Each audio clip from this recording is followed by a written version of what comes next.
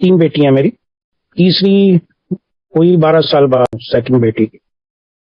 No planning nothing, ऐसे ही हम गुरुजी के यहाँ जाते रहते थे। पता चला कि वाइफ प्रेग्नेंट है। हमने गुरुजी को ऐसे ही कान में हल्का सा कहा कि गुरुजी शी इज प्रेग्नेंट।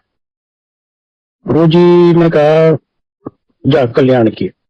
हमने कहा ठीक है, कल्याण हो गया। अब बाद में बिटिया हुई। हमने गुरुजी से कहा ऐसे ही कि बच्चों को ले जाना, छोटे बच्चों को जनरली अलाउ नहीं करते थे। मैंने कहा वो तो बात, मैंने कहा गुरुजी बेटी हुई। कुछ दिन बाद बोले कि लेके आई, 4-5 महीने बाद। तो मैंने कहा भाई चलो, गुरुजी ने कहा है चलने को।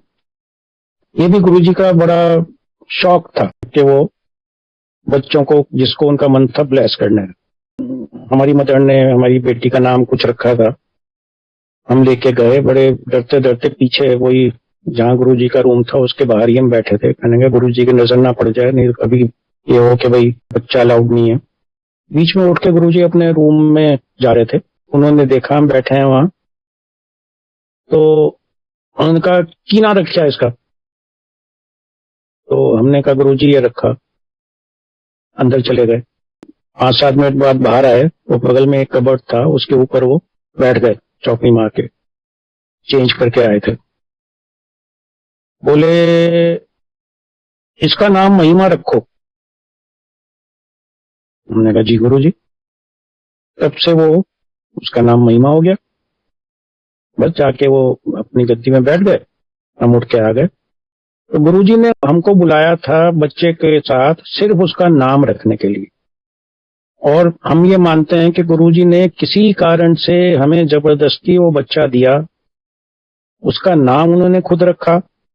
अब वो she is now doing her undergrad in graphic designing from UK. सब काम उसके गुरुजी करते हैं, हमारे सब बच्चों के काम गुरुजी करते हैं, हमारे सारे काम गुरुजी करते हैं। उसका एडमिशन हमने प्लानिंग की थी सिंगापुर में कराने की, वहां पे नहीं हुआ, बड़ी मायूस थी। तो मेरी भाई बोली आप चिंता क्यों कर रहे हो, गुरुजी और भी अच्छा करेंगे उसका, आप चिंता मत करो। गुरुजी ने उसका यूके में एडमिशन कराया और बढ़िया है, सब अच्छा चल रहा है। मेरी बीच की बेटी, उससे बड़ी, उसने बीबीए किया था दिल्ली से और वो मास्टर्स करना चाह रही थी। मैं खुद भी, मैंने एमबीए किया है यूएसए से, तो वो चाह रही थी कि मैं यूएसए जाऊं। आई एम ए बिजनेसमैन, और बिजनेस में जैसे होता है कभी कभी कि आपके पास कभी बहुत पैसे हैं, at some point of time you are very tight. तो मैंने बच्चे को ये कहा, मैंने कहा बेटा एडमिशन कराना तुम्हारा काम है, पढ़ाना मेरा काम है, और तुम बेस्ट से बेस्ट यूनिवर्सिटी में करो ट्राई, क्योंकि हल्की यूनिवर्सिटी से करने से फायदा नहीं है, टॉप पॉसिबल यूनिवर्सिटी में करो। तो उसने कहा देख लो आप पढ़ा पाओगे आप। मुझे लोगों ने कहा था जिस कोर्स में जा रही है उसमें जनरली 99% केसेस में तो स्कॉलरशिप मिलता है, आप चिंता न करें। मैं कहीं था रात में, हाँ ऑफिस में ही बैठा था, मैं थोड़ा लेट काम कर रहा था। 12 बजे रात को मेरी बेटी का फोन आया कि पापा मेरा लगता है एडमिशन हो गया कोलंबिया यूनिवर्सिटी में। तो मैंने कहा क्या आया, कि वहां से वो एक ईमेल आई है। मैंने कहा भेज मुझको। मैंने ईमेल पढ़ी, मैंने कहा इसमें लगता क्या है, तो हो गया एडमिशन, अब इसमें क्या, तो एडमिशन हो गया है तुम्हारा।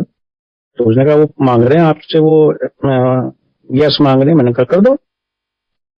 अब फिर मैंने पूछा खर्चा कितना है, तो उसने मुझे खर्चा बताया। अब मैं सोच रहा हूँ कि गुरुजी एक पैसा नहीं है, बच्चे ने तो अपना काम कर दिया, अब मैं क्या करूं। कहा पापा कर दोगे, देख लो। मैंने कहा हाँ हो जाएगा, तू चिंता मत कर। मैंने कहा गुरुजी आप देखो, अब मुझे नहीं पता, आपने ही एडमिशन कराया। 8 पास आती गई, पास आती गई। मैं मान लीजिए बिजनेस ए में हूं, मुझे एक इंक्वायरी आई फॉर बिजनेस एक्स, जिससे मेरा दूर दूर का कोई रिलेशन नहीं। उन्हीं लोगों ने जो मुझसे पूछा आप ये काम कर देंगे हमारा। मैंने कहा किया तो नहीं है, कर देंगे। नहीं नहीं कर दीजिए, आप कर पाएंगे, देख लीजिए। और आप ताज्जुब करेंगे सुन के कि in that order I earn exactly penny by penny the amount which was required for the education of that child. मेरा उस बिजनेस से कोई मतलब नहीं था। वो बिजनेस बाद में मैंने कभी फिर दोबारा किया नहीं। कुछ चीज सप्लाई करनी थी, बोट सप्लाई करनी थी। मेरा काम लैंडस्केपिंग का है, मेरा बोट से कोई मतलब नहीं है। सिर्फ एक बार के लिए वो ऑर्डर मिला, मेरे ख्याल से गुरुजी ने कुछ किया ऊपर बैठ के, और सिर्फ वो ऑर्डर बोलने का, इस ये बच्चे की एडमिशन तो मुझे ही कराना है, मुझे ही पे करना है। उसके बाद कभी ना वो बिजनेस मिला, ना वो काम उस तरह का हुआ। सिर्फ उस बच्चे की पढ़ाई के लिए गुरुजी ने एक ऑर्डर, तो गुरुजी के चमत्कार क्या, उनकी बातें निराली हैं कि उन्होंने पता नहीं क्या करा। मेरे जो मेरी लाइन थी उसमें भी दे सकते थे कोई, और उन्होंने पता नहीं कहां से ला के दिया बिजनेस मुझे। गुरुजी जब कभी जाते थे तो वो, उनका ये टेस्टिंग का तरीका था या ब्लेसिंग का तरीका था, वो आज्ञा नहीं देते थे, वो बुला बुला के आज्ञा देते थे कि चलो आओ जी, चलो जी आओ, जाओ, ऐसे बुलाते थे, कहते जाओ। और जिनको नहीं बुलाया वो बैठे रहे, तो कई बार 2 बजे तक बैठे हैं, वो देखते रहते थे बैठे हैं। फिर कहीं लेके चल देते थे रात को किसी के घर, चलो वहां चलेंगे। कभी बड़े मंदिर ले गए, और कभी गुरुजी को किसी शादी में लोग बुलाते थे, 15-20 कार्ड दे जाते थे, उस पर गुरुजी ब्लेसिंग ऑलवेज लिख के वो कुछ लोगों को दे देते थे। वो उनका हुक्म था एक किस्म से कि ये तुम्हें इस शादी में आना है। जिसका भी कार्ड हमें भी मिला, ब्लेसिंग ऑलवेज लिख के गुरुजी वो कार्ड देते थे अपनी टिपिकल हैंड राइटिंग, मोटे पेन से। हम इतने बेवकूफ थे कि हमने वो कार्ड उस टाइम रखे भी नहीं। एक बार हमें जाना था राजस्थान ट्रिप पे। मैंने एक नई गाड़ी ली थी, एसयूवी। तो एक हमारे फ्रेंड और हम और बच्चे, 3-4 छोटे छोटे बच्चे और हम 2 कपल, हमने प्लान बनाया था कि विंटर्स के दिन थे कि हम जाएंगे राजस्थान। तो उससे नेक्स्ट डे मॉर्निंग जब जाना था, तो उससे पहली रात को हम गुरुजी के पास गए, और हमने कुछ दिन से बात नहीं की। सिर्फ ये था कि भाई जा रहे हैं तो पहले गुरुजी के दर्शन करके जाएंगे। तो चलते हुए गुरुजी ने एक कार्ड दे दिया, कोई सोनीपत में किसी स्कूल में फंक्शन था। अब हम बड़े असमंजस में, नेक्स्ट डे था फंक्शन, वो हम बड़ी परेशानी में कि भाई हमें तो सुबह ही निकलना है, पूरा प्लान बना हुआ है आगे का, और गुरुजी ने कार्ड दे दिया। तो मैंने हल्के से गुरुजी से कहा, गुरुजी हमें तो कल ट्रिप पे जाना है। तो गुरुजी ने बहुत गुस्से में कहा, जा फिर। अब और बड़ी परेशानी हो गई कि भाई, या तो गुरुजी कहते थे अच्छा अच्छा कोई बात नहीं चलो, उन्होंने जा फिर। अब हम बाहर आए, हमने अपने फ्रेंड को फोन किया जिनको हमारे साथ जाना था। मैंने कहा भाई ऐसा ऐसा मसला है, और गुरुजी का कार्ड आ गया है, और हम ऐसा करेंगे कि दिल्ली से पहले सोनीपत जाके और फिर राजस्थान निकल लेंगे, 2 घंटे का डिटूर लगेगा। ठीक है चलो। हम सोनीपत गए, वो बहुत बड़ा स्टेडियम था। गुरुजी ने हमें देखा भी नहीं होगा। हम आधा घंटा बैठे वहां, और उसके बाद हम मनी मन गुरुजी को नमस्कार करके वहां से निकल गए। 10-12 दिन का ट्रिप था वो। उस ट्रिप में 2 बार गुरुजी ने हमारी जान बचाई, जैसे काल के सामने खड़े होके उन्होंने जान बचाई। मतलब एक बार तो बिल्कुल ऐसा था कि पता नहीं कैसे बच्चे, मैं गाड़ी के पीछे खड़ा था, बच्चे पीछे से उतर रहे थे एसयूवी में से। एक बस आई पीछे से, उसने धाड़ से मारा, वो दरवाजा खुला हुआ था ऊपर, पीछे से आके उसने मारा, क्या दरवाजा खत्म हो गया। मुझे एक खरोच नहीं आई, बच्चों को एक खरोच नहीं आई। खैर वहां से निकले, आगे चले, एक होटल में रुके, उसमें आग लग गई रात को। हमें पता ही नहीं चला कि इसमें आग लग गई थी, शॉर्ट सर्किट हो गया था, बहुत नुकसान हुआ होटल में। खैर हम लौट के आए, आते ही अगले दिन मंदिर गए। मैं देख रहा था कि गुरुजी की आंखों में कुछ मुस्कुराहट है। वो देखते रहे जैसे नॉटी स्माइल। चलते हुए बोले, हाँ भाई राजस्थान हुआ है तू? गुरुजी हुआ है। हम अब बिल्कुल निश्चिंत रहते हैं कि हमें कुछ गुरुजी से मांगना ही नहीं है। गुरुजी को जो करना है, हम कुछ मांगे और वो हमारे लिए अच्छा ही ना हो, तो गुरुजी के ऊपर सब छोड़ रखा है। गुरुजी जानते हैं कि हमारे लिए क्या अच्छा है, खुद करते हैं, मांगने की जरूरत ही नहीं है, शुक्राने से ही फुर्सत नहीं। हमारी बीच की बेटी जिसका मैंने बताया, उसका एडमिशन कोलंबिया में हुआ था। जब वो कोलंबिया में पढ़ती थी यूएसए में, तो उसने एक लड़का पसंद किया वहां पे, अमेरिकन बॉय। और वो जब ये लॉकडाउन हुआ था कोविड के दौरान, वो इंडिया आई और यहाँ आके फंस गई। वो उसने हमें बताया कि भाई ऐसे ऐसे ये लड़का है, we seem to be liking each other, we want to go further. हमने कहा ठीक है, हमें कोई दिक्कत नहीं है, लड़का अच्छा है। वीजा उसका खत्म हो गया, एम्बेसीज बंद, कोई मतलब नहीं। अब हमें बड़ी परेशानी के मतलब कैसे करें, क्या करें, कोई जाने का रास्ता नहीं है, वीजा नहीं है, कुछ नहीं है। अब बच्चे ये इतनी दूर हैं, और उसकी परेशानी देख के हमें बड़ी परेशानी होती थी कि ये इतनी मायूस हो रही है। तो खैर वो the boy kept on telling me के don't worry, I am going to marry her only, please don't think otherwise. अब वो उसने उसका वो अप्लाई किया, एक फैंसी वीजा होता है, K1 वीजा होता है, उसने वो अप्लाई किया। बड़ी मुश्किल से उसको अपॉइंटमेंट मिला बॉम्बे में। उस K1 वीजा का इंटरव्यू बॉम्बे में होता है। कैसे कैसे करके वो वहां पहुंची, वीजा आ गया। अब उसकी डेट्स जाने की थी। 10 जुलाई 2019 को उसने अपॉइंटमेंट लिया था वो सिविल मैरिज के लिए। हमने 2 महीने पहले से, तब फ्लाइट शुरू हो गई थी, इक्का दुक्का फ्लाइट, एयर इंडिया की डायरेक्ट फ्लाइट थी वॉशिंगटन डीसी के लिए। हमने वॉशिंगटन डीसी की फ्लाइट बुक कराई, डायरेक्ट फ्लाइट। 2 बार वो फ्लाइट अपने आप उन्होंने कैंसिल कर दी। थर्ड टाइम जब उसको जाना था, तो हमारी एक फ्रेंड एयर इंडिया में ही थी, उनको मैंने कहा था कि आप जरा बता देना मुझे, क्योंकि फ्लाइट में प्रॉब्लम तो नहीं है। संडे की फ्लाइट है, और मैं फोन पे एयर इंडिया वाले उस टाइम जवाब ही नहीं देते थे। फ्राइडे को मैं खुद इनके सफदरजंग ऑफिस गया कि ये फ्लाइट जारी है ना, एवरीथिंग इज फाइन। उनका हाँ बिल्कुल टाइम पे। सैटरडे को हमारी फ्रेंड का एयरपोर्ट से फोन आया कि उमेश कब है फ्लाइट बेटी के। मैंने कहा संडे को है। उनका संडे की तो फ्लाइट कैंसिल्ड है। मैंने कहा अरे मैं कल तो गया हूँ एयरपोर्ट। उन्होंने कहा कि बिल्कुल ठीक है फ्लाइट। उन्होंने कहा नहीं चेक करो। Again I went to website, देखा तो फ्लाइट ही नहीं दिखा रहा, वो भी फ्लाइट कैंसिल। बड़े परेशान, हमने कहा ये हो क्या रहा है। इस दौरान क्या हुआ कि मेरी वाइफ के एक फूफा जी हैं, रिटायर्ड, वो अब शौकिया जोशी हैं। वो कंप्यूटर पे बैठे रहते हैं और वो जन्म पत्री देखते रहते हैं लोगों की। जब से हम गुरुजी से मिले, हमने कोई ये पंडित और ये जन्म पत्री का सब चक्कर हमने बिल्कुल छोड़ दिया। ये अपनी बुआ से, used to live in America that time, ये अपनी बुआ से ऐसी बात करती रहती हैं। उन्होंने कभी उनको बताया होगा कि चंदा की शादी 10 जुलाई की प्लान है वहां पे, तो उनके पास बच्चों की पहले से जन्म पत्री पड़ी होगी। उनकी बुआ का फोन आ गया अपने आप ही कि वो तुम्हारे फूफा जी ने बताया देख के कि ये शादी बिल्कुल नहीं हो सकती अभी, और अभी जो है ये होगी ही नहीं शादी। ये जो है नेक्स्ट ईयर अप्रैल से पहले कोई योग नहीं बैठ रहा है।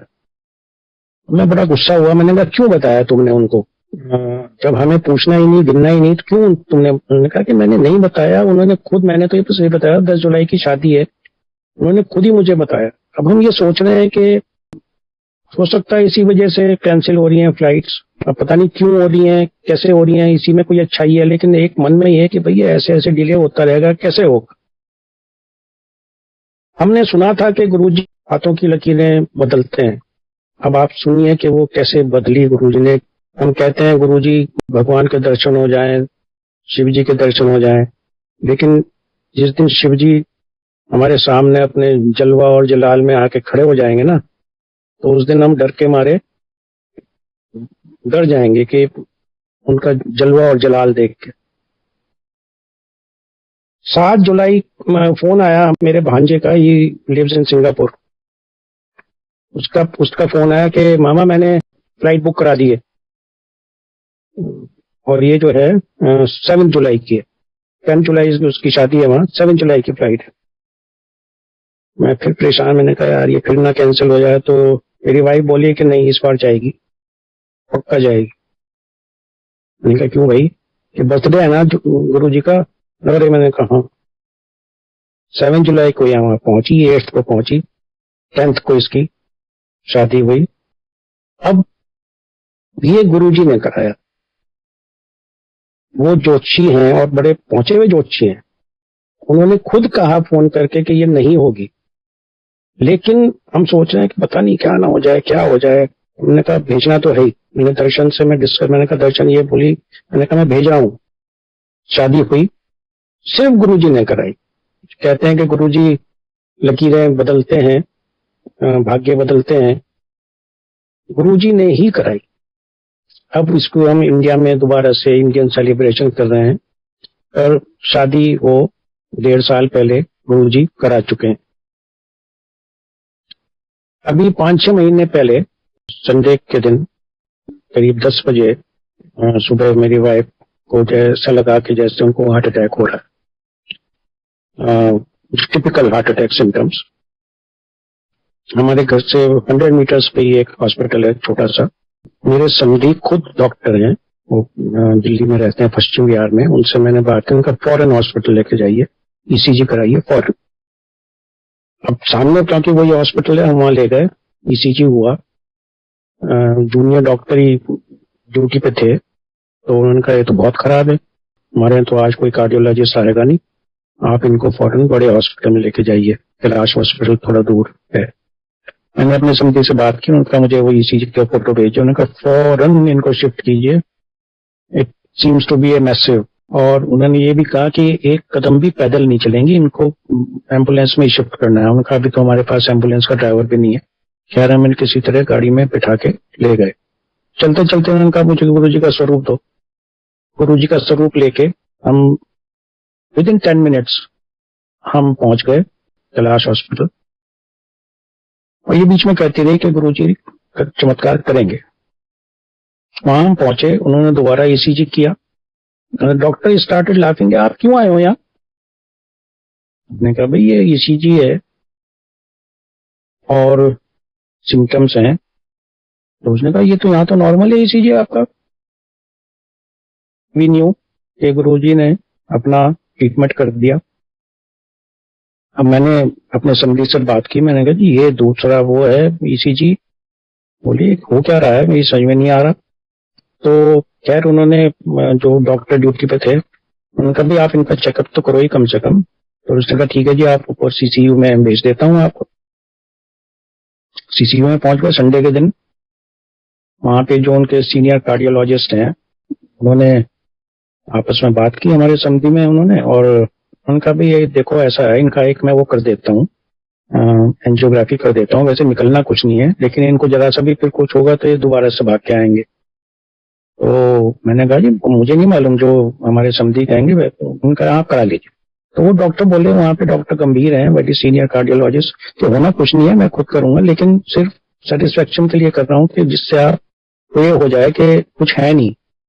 उन्होंने जो है नेक्स्ट डे मॉर्निंग या शायद उसी दिन शाम को 5 मिनट में इनका वो करके बोला एंजियोग्राम के कुछ नहीं है, घर जाओ, रिव्यू कराने आ जाना 2-3 महीने बाद कब। फिर हम चले गए, बाहर चले गए, घूमने चले गए। अभी कुछ दिन पहले फिर गए वहां पे, तो वो डॉक्टर गंभीर बोले आपकी सारी नसें क्लियर हैं, कोई आपको दिक्कत नहीं है, आप क्यों आए हो? हमने कहा जी मैंने आपने ही कहा था कि रिव्यू करा लेना। अगले 5 साल तो कुछ होगा नहीं, 2 नसों की हालत है। एक तरफ तो गुरुजी मतलब सीवियर हार्ट अटैक के सिम्टम्स थे, और दूसरी तरफ जो है 15 मिनट में जो गुरुजी ने वो ट्रीटमेंट किया, वो अगले 5 साल तक का तो कर दिया। ये गुरुजी ही कर सकते हैं कि 2 डॉक्टर हमारे समझी बड़े सीनियर डॉक्टर हैं, उनका ये कहना कि ये this is a bad one, और 15 मिनट में वो पेशेंट बिल्कुल ठीक हो जाए, ये सिर्फ गुरुजी कर सकते हैं। अब जिस हिसाब से गुरुजी की संगत बढ़ रही है, गुरुजी ये बात कहते थे कि लाइनें लगा करेंगी। वो लाइनें यहीं नहीं लग रही हैं, कहीं भी जाएं, छोटे से छोटे शहर में जाएं। सहारनपुर का मैं रहने वाला हूँ, छोटा शहर है। मैं गया अभी वहां, तो एक घर के बाहर देखा गाड़ी खड़ी थी, जय गुरु जी लिखा था। मैंने ऐसे ही घंटी बजाई, एक लड़का आया, मैंने कहा बेटा यहाँ कौन मानता है गुरु जी को? बोले जी मेरी मदर बहुत मानती है। मैंने कहा बात करें उनसे, तो अंदर ले गए। ऐसे ही बैठ के थोड़ी देर बात करी, पता चला सहारनपुर जैसे शहर में कई हजार लोग गुरु जी को मानते हैं, जबकि गुरु जी कभी कोई गए नहीं और उस शहर में किसी ने गुरु जी को देखा नहीं चोले में। और बड़े बड़े सत्संग होते हैं। मैं सिंगापुर गया अपनी बेटी के पास, वहां पता चला कि दो दो सत्संग होते हैं वीकली। कहां कहां तक गुरुजी की वो ख्याति फैल रही है।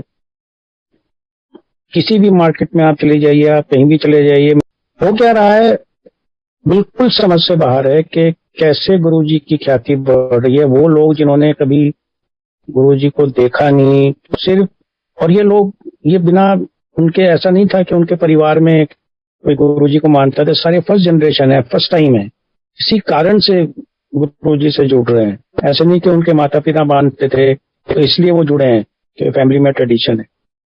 ये फिनोमेना हमारे सामने हो रहा है। हम देख रहे हैं कि कैसे गुरुजी की फॉलोइंग की ग्रोथ हो रही है, और किसी कारण से हो रहा है। गुरुजी कहते थे कि महापुरुष जो है वो तभी आते हैं जब कुछ होना होता है।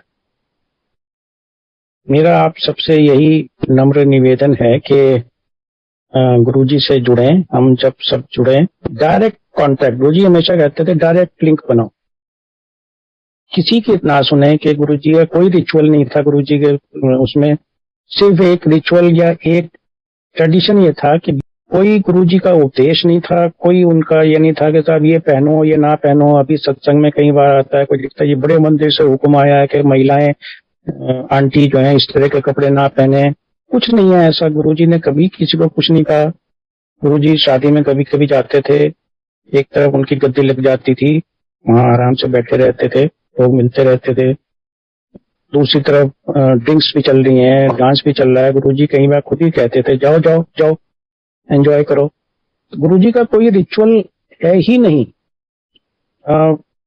आप अपने घर में सत्संग कीजिए, कहीं भी कीजिए, कीप इट वेरी सिंपल।